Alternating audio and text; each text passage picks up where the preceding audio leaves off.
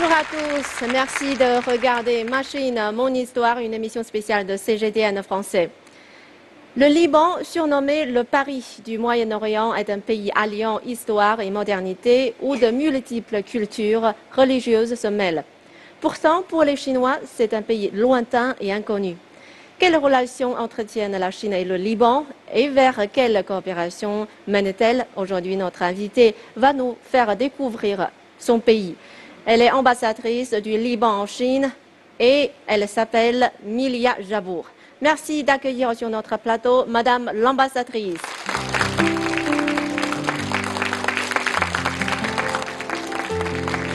Bonjour Madame l'ambassadrice, bienvenue dans notre émission. Merci beaucoup de m'avoir accueilli.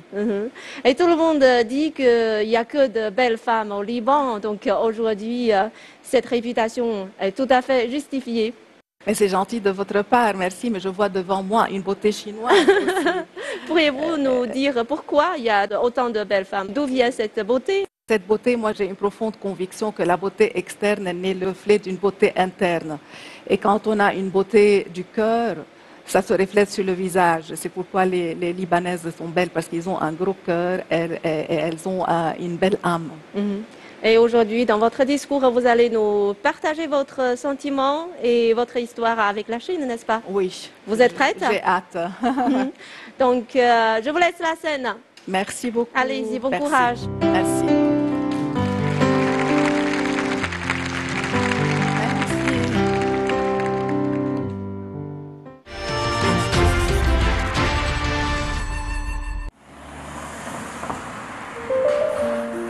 Je m'appelle Milia Jabour, je suis nommée ambassadeur du Liban ici en Chine. Ça fait pratiquement aujourd'hui 6 mois que je suis là.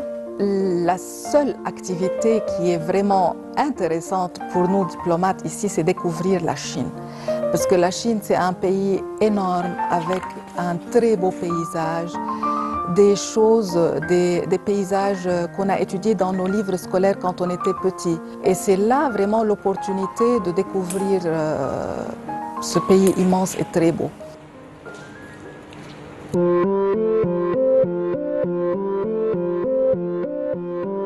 J'ai eu le plaisir d'assister à la promotion internationale que le ministère des Affaires étrangères chinois organise ici pour la promotion de la province de Hainan. Donc je trouve que c'est une idée géniale et je pense que beaucoup de pays vont la copier. On va amener nos provinces aussi dans nos capitales. Et j'ai découvert une très belle province.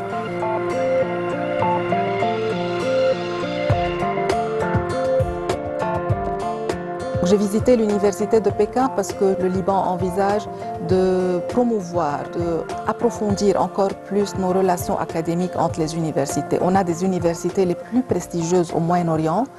L'université de Pékin est considérée comme le Harvard de Chine. Donc ils attendent seulement le moment qu'on les amène ensemble pour qu'ils puissent faire un travail ensemble, conjoint. Et il y a plein de choses à faire. Je cuisine, je profite un peu des moments de repos pour cuisiner, surtout des salades libanaises. Et heureusement, on a de la chance parce qu'on n'est pas loin d'un marché, c'est à Nouali. Je vais pratiquement là-bas 2 fois par semaine avec ma mère pour acheter les produits libanais que, heureusement, on trouve assez facilement. Thank you. Thank you. Ma mère, elle a voulu m'accompagner, ça fait 22 ans que je fais partie du corps diplomatique et c'est la première fois qu'elle décide de m'accompagner dans ma vie professionnelle parce que pour elle c'était un rêve de venir voir la Chine, un rêve depuis enfant et qu'elle n'a pas pu concrétiser. Donc elle a profité un peu de ma nomination ici à Pékin pour m'accompagner et elle s'y plaît beaucoup, beaucoup, beaucoup.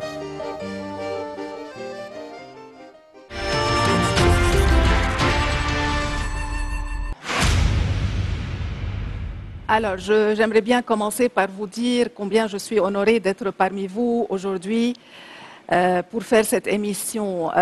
C'est une grande opportunité pour moi de faire connaître mon pays, le Liban, à la Chine. Il y a beaucoup de choses que j'aimerais partager avec vous aujourd'hui. Quand on m'a demandé, la première fois qu'on m'a demandé de faire cette émission, je me suis dit, mais qu'est-ce que je vais devoir raconter à mes amis chinois? Et je me suis rappelé que depuis que je suis là, depuis 6 mois, quand je converse un peu avec mes connaissances et mes rencontres chinoises, je leur demande un peu leur opinion sur le Liban, qu'est-ce qu'ils savent de mon pays. Et la première chose qui leur vient à l'esprit, malheureusement, c'est l'image de la guerre. Cette image qui est très moche. Et cela m'a beaucoup vraiment attristée. Ce que le Liban n'est pas vraiment seulement cette image. C'est vrai que mon pays a connu 15 ans de guerre et que cette guerre a ravagé tout mon pays et a laissé des séquelles psychologiques et physiques sur la population et sur le pays. J'ai la chance de n'avoir pas subi des séquelles physiques, mais les séquelles psychologiques, ils sont énormes. Il y a beaucoup de souvenirs qui restent dans la mémoire des gens. Quand on entend un bruit énorme, on a tendance à penser que c'est une explosion. Et le premier instinct, c'est de fuir et de se cacher dans un abri. Ce sont des choses comme ça, des petites choses, mais qui nous accompagnent toute notre vie. Et que les gens qui sont dans un pays qui jouit d'une stabilité et d'une paix ne connaissent pas. C'est à partir de ce moment-là, de ces moments-là de ma vie, ces petits instants où on a le temps de réfléchir un peu sur nos vies sous la guerre, j'ai acquis une profonde conviction, la conviction que la guerre ne résout aucun problème et que la seule voie pour la résolution des conflits, c'est la voie du dialogue, de la négociation et de la diplomatie. Et c'est pourquoi, en fait, inconsciemment, j'ai choisi mon métier, parce que j'ai une profonde conviction que la diplomatie est la seule langue pour résoudre les conflits. Alors, mais mon pays n'est pas seulement l'image de la guerre, c'est aussi un très beau pays. C'est un honneur toujours pour moi, en tant qu'ambassadrice du Liban, de pouvoir parler de mon pays, parce que c'est un pays qui est très beau. Bon, tout le monde dit que de son pays, il est très beau, mais le mien, c'est un petit pays et qui est sur l'intersection stratégique de 3 continents, l'Afrique, l'Europe et l'Asie. Et c'est un pays qui a 10 452 km², mais avec 7000 ans d'histoire. Donc, c'est un pays qui est très petit, mais sur lequel se cristallisent beaucoup de civilisations et de culture. Il a en même temps le plus haut sommet du Moyen-Orient et en même temps les plus belles plages sur la Méditerranée. Ces sites historiques sont classés sur la liste du patrimoine mondial de l'UNESCO. J'ai choisi pour vous 5 sites qui sont nommés au patrimoine mondial de l'UNESCO. J'ai choisi, par exemple, tout début, vous allez voir Baalbek. Baalbek, c'est une cité, on l'appelle la cité du soleil. Elle est construite au VIe siècle avant Jésus-Christ. C'est un des sites les plus impressionnants du monde, dont la construction a duré 3 siècles. Et jusqu'à maintenant, c'est le 2e plus grand site romain au monde après le Colisée. Chaque été, le Liban organise des festivals de chanteurs, et c'est là que les chanteurs viennent faire leurs performances. On reçoit la fleur du monde artistique d'Europe, des États-Unis et de l'Amérique latine, et j'espère bientôt de la Chine. Je vous ai montré aussi une cité qui s'appelle Tyr. C'est une cité phénicienne qui est pas très loin de Beyrouth, de la capitale, à 70 km de Beyrouth. Cette cité, elle est très connue dans l'histoire parce qu'Alexandre le Grand, le conquérant, a voulu la conquérir, mais elle a résisté pendant 7 mois et il a enfin fini par la brûler pour qu'il puisse entrer à cette cité. Vous voyez dans cette cité, par exemple, vous allez voir les vestiges des civilisations phéniciennes, grecques, romaines, et puis les croisés. C'est aussi la cité de la déesse Europe. C'est une déesse. À l'époque, on croyait aux déesses. C'est la cité de la déesse Europe qui a fui Tyr parce que son père voulait qu'elle épouse quelqu'un qu'elle ne voulait pas épouser, donc elle a fui vers l'Europe. Et c'est de là que vient le nom du continent européen, c'est grâce à cette déesse. Et elle a fui avec son frère qui s'appelle Cadmos. Cadmos, il a fui avec sa sœur, et c'est à travers son frère que l'alphabet phénicien a été introduit chez les Grecs.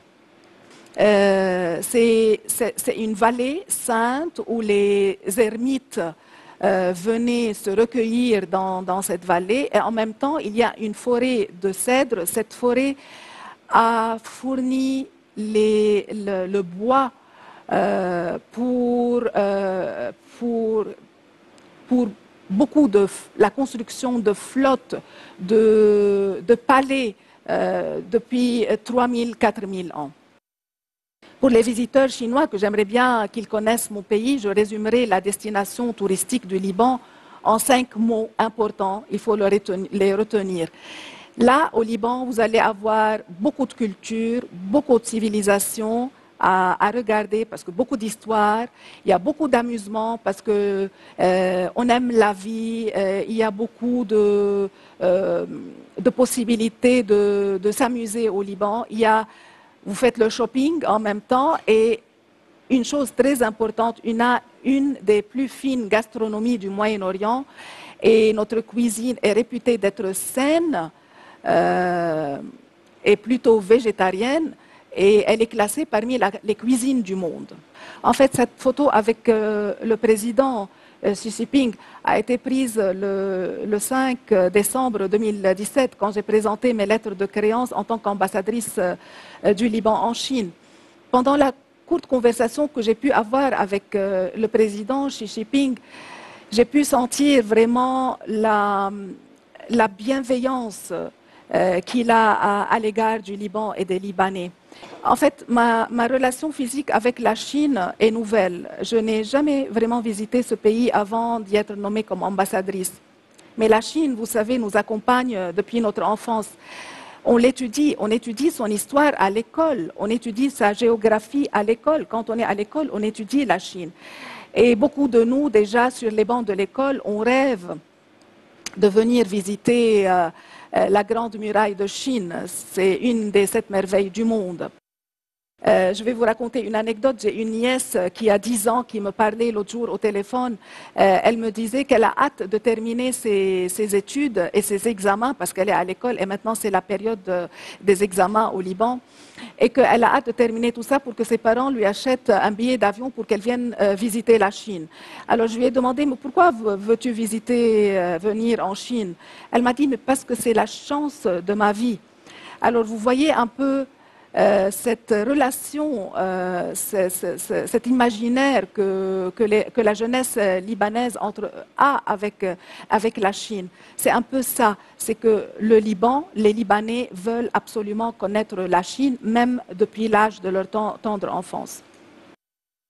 En fait, je voudrais saisir cette opportunité pour remercier la presse chinoise, et surtout CGTN, parce que ils entreprennent des efforts incroyables pour montrer une belle image de mon pays et d'autres pays aussi. Mais ils jouent exactement le rôle qu'il faut que la presse joue. C'est un rôle primordial qui est favoriser le rapprochement des pays, les rapprochements des cultures et le rapprochement des peuples. Et ça, c'est très important. En fait, le Liban et la Chine se ressemblent beaucoup. Quand vous allez connaître un peu mon pays, vous allez voir que le Liban et la Chine se connaissent beaucoup. C'est vrai que le Liban est très petit en rapport de taille par rapport à la Chine. Vous savez que le Liban, sa superficie est plus petite que Pékin, la capitale. Mais je vous ai dit que c'était en même temps 7000 ans d'histoire. Mais nous deux, c'est-à-dire le Liban et la Chine, ce sont des civilisations millénaires qui ont traversé le temps, qui se sont perpétuées dans le temps, et que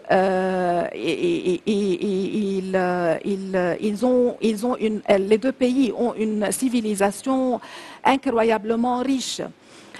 Nos deux pays ont lutté pour leur indépendance. Ils ont connu les guerres, la famine, mais en même temps, ils respectent les mêmes principes de paix et de non-ingérence dans les affaires des autres. On est superstitieux, comme les Chinois aussi, Mais on est en même temps des bosseurs, on est des travailleurs. On gagne notre pain à la sueur de notre front. On aime aussi vivre en même temps de nouvelles aventures et on aime aller à la découverte de l'autre. Mon pays est connu pour sa générosité et son hospitalité.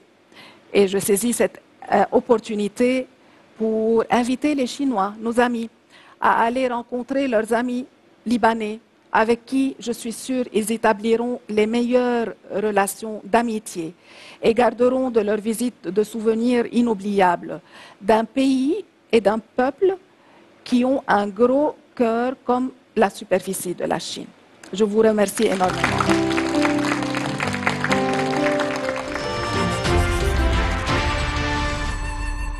Et vous assumez le poste d'ambassadrice en Chine depuis la fin 2017, donc cela fait juste 6 mois. Donc, est-ce que, avant de venir en Chine, quelle image aviez-vous de la Chine? C'est comme j'ai dit un peu dans mon discours, vous savez, on étudie la Chine, donc c'est dans notre imaginaire collectif la Chine. Et c'est un pays auquel on rêve de venir. Et c'est vraiment la chance de la vie de quelqu'un de venir ici. Non seulement aussi parce que c'est un beau pays, c'est un pays qui est aussi synonyme pour nous de succès, d'innovation, de dynamisme. Parce qu'on vient ici, on apprend beaucoup de choses. Donc c'était une belle surprise, une surprise positive de voir tout ça réuni dans un pays dont j'ai l'honneur d'y être nommée et de pouvoir assister vraiment à cette vitalité quotidienne. Donc après 6 mois de travail en Chine, est-ce que votre première image, votre première vision a déjà été changée ou... puisque vous connaissez mieux maintenant la Chine? J'ai encore un peu devant moi, un peu de temps pour connaître beaucoup mieux, parce qu'on m'a dit ici que pour connaître vraiment la Chine, il faut voyager un peu partout en Chine. Et donc je vais m'y mettre bientôt. Mais le peu que j'ai vu à Pékin ou un peu au sud, c'est vraiment incroyable, une vitalité, un dynamisme. Du travail continu et on voit les effets. C'est un peu miraculeux tout ça, comme un miracle. Et tout à l'heure dans votre discours, vous avez mentionné la paix et la guerre, ce qui m'a beaucoup touchée. Et nous savons que les Chinois sont un peuple très épris de paix, mais malheureusement avec la montée en puissance de la Chine, il y a beaucoup de discours sur la menace de la Chine sont nés. Donc, comment voyez-vous la menace de la Chine? Je n'aime pas trop ce mot menace, parce que menace, j'ai parlé dans mon discours sur la paix, la langue du dialogue, et cette expression déjà est une violence verbale. J'aime pas vraiment ce mot. Surtout que si on revoit un peu l'histoire de la Chine, c'est un pays très pacifique et qui a toujours cherché à pacifier son entourage. Le Liban, par exemple, fait partie de l'initiative Ceinture et Route. Et ce que nos amis chinois nous proposent à travers cette initiative, c'est vraiment la coopération, l'innovation, le développement. Alors, je ne vois pas vraiment elle est où la menace. Je pense que la menace est un mot qu'on utilise juste pour effrayer les autres. Et c'est naturel que la Chine, avec son soft power tellement important, qu'elle aimerait le partager, parce que c'est ça le mot, c'est partager ce que je sais, ce que j'ai avec les autres. Et pour moi, ce n'est pas une menace, c'est une chance. Et la Chine et le Liban ont établi des relations diplomatiques en 1972, mais en réalité, les contacts entre les deux peuples ont déjà daté à très longtemps. Y a-t-il des personnalités ou des affaires liées à ce genre d'échanges qui vous ont le plus marqué? C'est vrai, vous l'avez bien dit, et heureusement, parce que ça montre un peu la vitalité de nos deux peuples. Ils n'ont pas attendu, nos deux peuples, ils n'ont pas attendu l'établissement des relations diplomatiques pour qu'ils commencent à se connaître. En fait, c'est depuis les années 50 qu'on a un homme d'affaires libanais qui était un visionnaire, qui a déjà vu la Chine dans les années 50, ce qu'elle allait devenir aujourd'hui. Et vous allez bientôt le rencontrer quand vous allez au Liban. C'est quelqu'un, un visionnaire qui est venu en Chine, qui avait à peu près 27 ans et qui a vu l'énorme potentiel qu'a ce pays.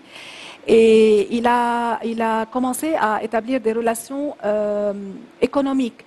Donc, il a signé des contrats, il a rencontré des entreprises. Et c'est à travers lui, ce Libanais, qui est venu en Chine, comme ça, par hasard, que les produits chinois ont été introduits dans le monde arabe, parce qu'il les exportait de la Chine vers le Liban et du Liban vers le monde arabe. C'est comme ça que les produits chinois, la porte des produits chinois, la première porte pour le monde arabe, c'était le Liban. Et puis, il y a une chose très importante et très intéressante que peut-être nos amis chinois ne connaissent pas, c'est que le médecin personnel de Mao Tse-tung, c'était un Libanais. C'était un Libanais qui a fait ses études aux États-Unis et qui a tout laissé, tout plaqué derrière lui. Il a amené sa famille et il est venu ici s'établir en Chine. Et bon, à l'époque, la Chine lui a ouvert les portes et le cœur, puisqu'il est devenu le médecin de Mao Tse-tung. Et en même temps, il voyageait dans les provinces chinoises où il a établi des centres de recherche médicaux.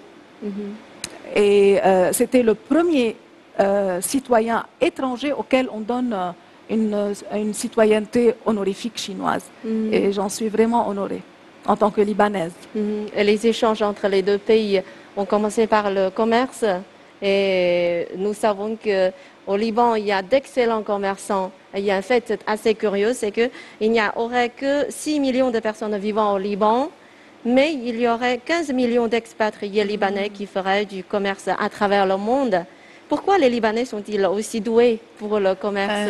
Oui, c'est peut-être notre héritage phénicien. Vous savez, les Phéniciens étaient les commerçants de la Méditerranée et ça reste dans les gènes.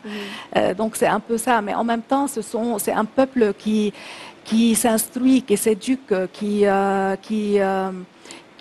fait beaucoup sur son éducation, et qui voyage beaucoup, qui parle beaucoup de langues, qui est ouvert. Donc, son ouverture lui permet aussi de pouvoir communiquer avec les autres. Et on est un petit pays, mais avec un potentiel humain énorme et éduqué. Donc, on voyage beaucoup. Et les statistiques disent que les Libanais sont le deuxième peuple après les Irlandais en matière d'émigration par rapport à leur population à l'intérieur du pays. On a voyagé depuis des siècles, on a entrepris à découvrir le monde depuis des siècles, on s'installe dans les pays, on s'intègre, on s'adapte et on devient un peu les gens du pays. Mais en même temps, on garde nos relations avec le pays mère pour nous. Et là maintenant, le ministère des Affaires étrangères libanais entreprend des travaux immenses pour récupérer ces Libanais qu'on a perdus depuis les siècles, pour qu'ils reviennent un peu à leur pays et qu'ils rétablissent un peu leurs relations avec le pays. Il y a beaucoup de Libanais en Chine? Il n'y a pas beaucoup de Libanais en Chine. En fait, la Chine, c'est devenu notre partenaire commercial numéro 1 depuis 2013. Et ça, vous voyez, il y a beaucoup de flux de commerçants qui vont et viennent partout. Ils passent 2 mois ici, 2 mois au Liban, ils amènent les produits chinois, ils ramènent du Liban les produits libanais. Mais il faut que les Chinois aillent plus au Liban, parce que c'est ce qu'on aimerait bien faire, que les Chinois connaissent un peu plus mon pays. Oui, c'est vrai que pour les Chinois, le Liban, c'est un pays peu connu pour l'instant. Donc, en ce qui concerne le tourisme, quels sont les atouts du Liban? Pouvez-vous nous présenter? Les atouts, on a beaucoup d'atouts et je les ai cités un peu dans mon discours. Je pense que les Chinois, mon dernier poste était la France, donc je viens de la France. Et je voyais un peu les Chinois en France, quand ils venaient en France. Ils cherchaient les musées et ils cherchaient la fine gastronomie française et ils cherchaient aussi le shopping. Et tout ça, on l'a au Liban aussi. Vous allez manger des produits, des repas libanais qui sont très fins. On a les grandes marques libanaises. On a des créateurs libanais qui sont maintenant internationaux aussi. Et en même temps, il y a l'histoire, les civilisations. Vous allez voir un concentré d'histoire et de civilisation. Vous pouvez découvrir en 2 jours, mais vous pouvez revenir dans l'histoire pour 7000 ans derrière. Il y a une autre une autre chose qui différencie le Liban des autres pays du Moyen-Orient, c'est son ouverture et sa grande tolérance. La capitale Beyrouth a la réputation d'être la ville de la mode, n'est-ce pas, du Moyen-Orient. Et les créations des stylistes libanais sont très présentées sur le tapis rouge. Ouais. Pourquoi y a-t-il autant de créateurs ou bien au Liban et pourquoi cette création est tellement vive au Liban? Je pense qu'on est un peuple créatif, un peu comme les Chinois. Ils sont créatifs parce qu'ils ont la base, ils ont l'éducation, ils voyagent, donc ils captent aussi ce qu'il y a du nouveau chez les autres. Et ils font un mélange avec tout ce qui est oriental et occidental. Et de cette fusion de l'Orient et de l'Occident, qui est connu mon pays de le faire, cette fusion pousse à une création qui est assez intéressante. Et cette création de fusion intéresse beaucoup à beaucoup de stars internationales. Donc on a maintenant nos designers, nos créateurs libanais qui sont cotés internationalement et ils habillent les stars du monde aujourd'hui. Et je pense que parmi les spectateurs sur notre scène, il y a aussi des spectateurs qui s'intéressent à votre travail et à vous, au Liban aussi. Donc je laisse la scène aux spectateurs pour vous poser des questions. Merci. Ok, il y a des questions là. La fille. Enchantée, merci de votre présentation productive. Alors, parlez-vous un peu chinois? Et quelle est la plus grande difficulté du chinois d'après vous? Merci. Merci pour cette question et vous avez raison de me poser cette question. La prochaine fois, je vous promets, je viendrai, je ferai une partie de mon discours en chinois.